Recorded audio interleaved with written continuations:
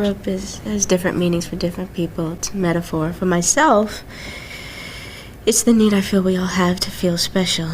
This need can bring out two sides in us, the best or the worst in us. The velvet rope separates us from ourselves, from letting us get to know ourselves, from letting other people get to know who we are. It can be a shield. Acceptance, non-acceptance, different things. I want to paint a picture for you. Follow me closely here. Let's envision a girl, the 10th child born into what will become the most powerful and influential families in all of entertainment. By age 15, she's already had multiple high-profile acting credits under her belt, and by her early 20s, she's become a bona fide pop icon, releasing 2 albums that undoubtedly defined an entire decade and breaking multiple records, including, but not limited to, becoming the first female artist to have 5 top 5 hits from one album on the Billboard Hot 100, having the best-selling album of 1990, having the first album to achieve #1 hits in 3 separate calendar years, and becoming the world's highest-paid musical act, not once, but twice. Mind you, this was all done despite having an older brother who is considered by many to be the biggest artist in the history of music. And you would think, being music royalty, breaking numerous records and barriers for both women and the black community, it would be virtually impossible to be anything other than happy. However, as the classic saying goes, all that glitters is not gold. In 1993, Janet Jackson was in the midst of her worldwide spanning record-breaking Janet World Tour in support of her 5th studio album, Janet. During the tour, Janet experienced an emotional breakdown stemming from self-hatred, childhood trauma, self-harm, and distorted body image. She described this period as being a debilitatingly sad time for her, suffering from a depression so severe that she could barely get out of bed most days. She felt hopeless and helpless and even questioned her career path due to the immense pressure of the entertainment industry. In analyzing herself and her past, she came to realize that this emotional damage stemmed from many traumatic experiences during her childhood and early adulthood that she'd suppressed for years. I had my ways of hiding my pain, laughing when there was nothing to laugh about, smiling when there wasn't anything to smile about. That was just my way of getting through life, pretending like everything was okay. I guess I did it so well that I really began to believe it. I fooled myself. Using my escapism was my thing to not feel my pain, whatever would numb the pain. She grew insecure due to the ridicule she would often receive for her weight and the color of her skin as a child. The former was a particular source of trauma for Janet due to her turning to overeating as a means to cope with the pain. Being a child in the spotlight and having to mature in front of the world is hard, especially for a young girl. Changes in her body that were perfectly normal for a teenage girl were heavily scrutinized by her peers and adults around her, resulting in her developing body dysmorphia. According to Janet, her abusive marriage to recording artist James DeBarge at such a young age also played a big part in her fragility and overall low self-esteem. Throughout the aforementioned deep period of depression and self-hatred, Janet ultimately culminated all these experiences and emotions into one place, a diary of her own design. After years of unhealthy coping mechanisms, she turned to the one thing that was always there for her in order to heal herself: music. The Velvet Rope was the first Janet Jackson album that I'd ever listened to in full, and while I was obviously familiar with her biggest and most well-known hits, this album caught my attention due to its departure from anything else that Janet had ever done in her career. It introduced me to the very concept of a concept album and is, in my humble opinion, the very definition of a perfectly executed concept album. We've all driven by premieres or nightclubs and seen the rope separating those who can enter and those who can't. Well, there's also a velvet rope that we have inside us, keeping others from knowing our feelings. In the velvet rope, I'm trying to expose and explore those feelings. I'm inviting you inside my velvet rope. I have a need to feel special, and so do you. We share a burning need to belong. During my life, I've been on both sides of the rope. At times, especially during my childhood, I felt left out and alone. At times, I felt misunderstood. Times when I ran into the backyard to confide in our dogs. Through them, I felt like I was talking to God, but no human heard those feelings expressed. They stayed buried in my past, but the truth has to come out, and for me, the truth takes the form of a song. The term the velvet rope is a metaphor for emotional barriers as well as one's need to feel special. For those of you who may not know, a velvet rope is generally used for events to separate the general public from celebrities and such. It is a fitting metaphor for how Janet Jackson felt in relation to the world around her. She's a megastar trapped behind her own metaphorical velvet rope.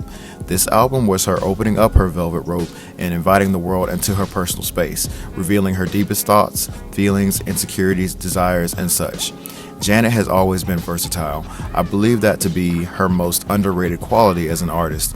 She is not commended nearly enough for just how effortlessly and flawlessly she was able to create a cohesive body of work while still covering so many topics and exploring so many different sounds and genres on one album.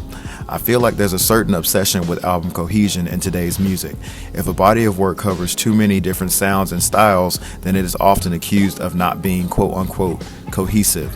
But often by striving for cohesion, many artists today end up putting out albums with 10 to 14 songs that all sound alike. And not everyone can execute the balance of cohesion and genre variety well, I'm very aware. Janet Jackson had already done it exceptionally with her 1990 album Rhythm Nation 1814 and her 1993 album Janet. The Velvet Rope is no exception. It is a 16-song epic accompanied by 7 interludes. The album delved into numerous genres including R&B, electronic, trip-hop, jazz, and folk music, just to name a few. In addition to covering multiple genres, The Velvet Rope also addresses subject matter such as depression, self-worth, social networking, and domestic violence. It also encompasses themes of sexuality, including BDSM, sexual orientation, and same-sex relationships. The album notably gained much attention for its explicit themes and the tackling of subjects that were still considered somewhat of a taboo at the time and definitely not addressed in mainstream media such as pop music. For example, the song Free Zone speaks about LGBT pairings as Janet protests discrimination against those who identify as such. Together Again recalls a friend that Janet lost to AIDS. Her cover of Rod Stewart's Tonight's the Night suggests losing her virginity to another woman, also alluding to bisexuality. One of the most controversial tracks on the album, What About, tackles the topic of domestic violence. The song Empty is an electronic ballad that incorporates trip-hop and talks about the void felt through social network relationships, empathizing with those searching for acceptance via the internet. Keep in mind this was 1997 and the internet was still rather primitive at the time, so to have a mainstream artist build a song around such a concept was rather unique. Every Time is a piano ballad in which Janet talks about her fear of love and being hurt again by it. Rope Burn, one of my personal favorites from the album and Janet's entire discography, explores themes of bondage and S&M. The album's cover art is one of the most recognizable and iconic images in modern music in my opinion as well. It is one of my favorite album covers just for its simplicity alone. There's no text. Up until this album, Janet's face had been clearly visible on all of her album covers. However, this time she is looking down, showing a state of sadness and remorse. Her face is not visible, an implication that she does not want to be seen or recognized, perhaps because of shame or unhappiness with who she is. The Velvet Rope era was Janet's most avant-garde era in both her music and her appearance as well. What I find even more interesting than the evolution of Janet's music over the course of her career is the evolution of how she presented herself to the world. From her debut album all the way to the Janet album, she gradually unveiled more of herself to the world, both literally and figuratively. While she was once completely covered in all of her public appearances in the 80s, she would ultimately become a sex symbol by the mid-1990s. Upon the start of the Velvet Rope era, she unveiled a far more edgy appearance this time around, boasting red hair, tattoos, and piercings, appearing far removed from how the world knew her. Her label and those around her worried her new appearance would risk alienating, confusing, and ultimately losing her audience. However, this was not true in the slightest. Promotional artwork for the album depicted Janet's aforementioned piercings and tattoos and also showed her hands tied in bondage and her donning latex attire. A particular photo of Janet used to promote the album's accompanying world tour gained notoriety and was notably taken down from a billboard in London after it allegedly caused several traffic accidents. On September 22, 1997, Got Till It's Gone was released as the lead single from The Velvet Rope. It was an interesting departure from anything Janet had done at the time, as she desired to go for a less polished and more authentic hip-hop sound. The song features vocals from singer Johnny Mitchell and a rap verse from rapper Q-Tip. One of Janet's most underrated singles, in my opinion, the song was oddly not released commercially and therefore was not eligible to chart on the Billboard Hot 100. Nonetheless, it still received praise from critics. Its accompanying music video premiered on MTV just before the 1997 Video Music Awards. The video was also the first glimpse that the world would get at Janet's new image for the Velvet Rope era. Together Again was released as the second single from the Velvet Rope on December 1st, 1997 and became the biggest hit from the album. Originally written as a ballad, the song was rearranged to be a dance song. Janet wrote the song after losing a friend to AIDS. The song reached number 1 on the Billboard Hot 100, becoming Janet's 8th number 1 in the US and sold 6 million copies worldwide. It received 2 music videos, one for the original version of the song, which notably featured animals that belonged to her brother Michael, and another video for the deeper remix of the song. This version of Together Again notably reimagines the song as a slower R&B groove that talks about a lost lover. Janet notably performed the DJ Premier remix of the song at the 1998 American Music Awards. Also worthy of note, the main version's melody bears a striking resemblance to the music of Bridge Zone, the second level of the Sega Master System version of Sonic the Hedgehog released in 1991.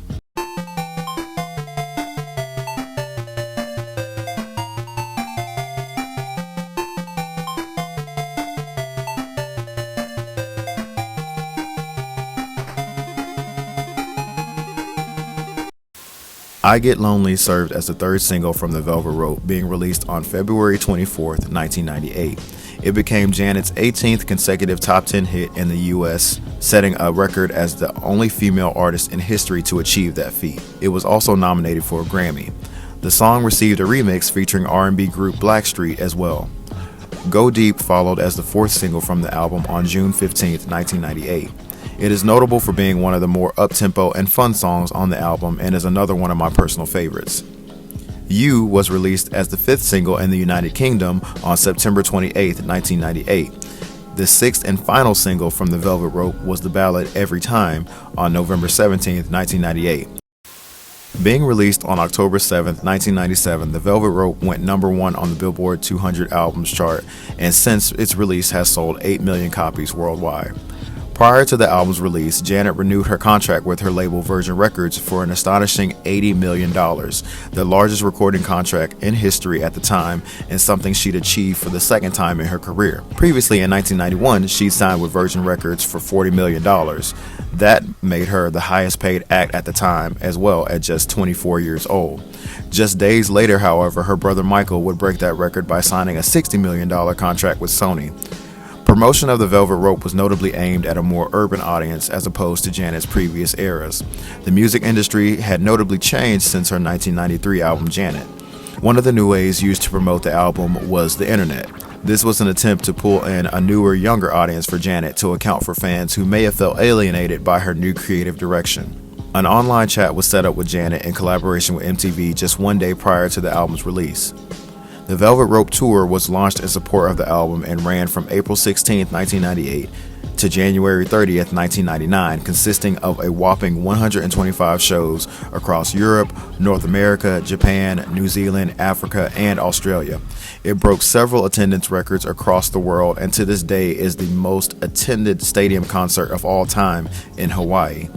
Janet notably handpicked NSYNC and Usher as opening acts for the tour, introducing both acts to the public in their early careers. The concert in New York City was broadcast on HBO and received over 15 million viewers.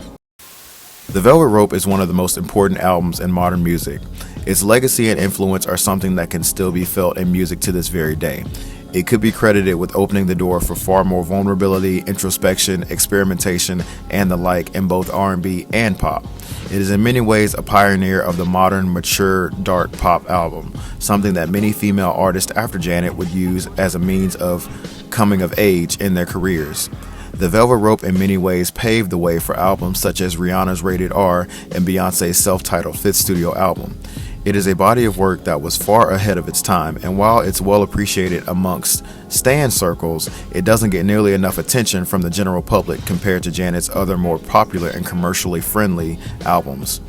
Janet would notably return to form with her next era in the new millennium, but The Velvet Rope would always be an important and very necessary chapter in the life and career of one of the greatest entertainers that this world has ever seen.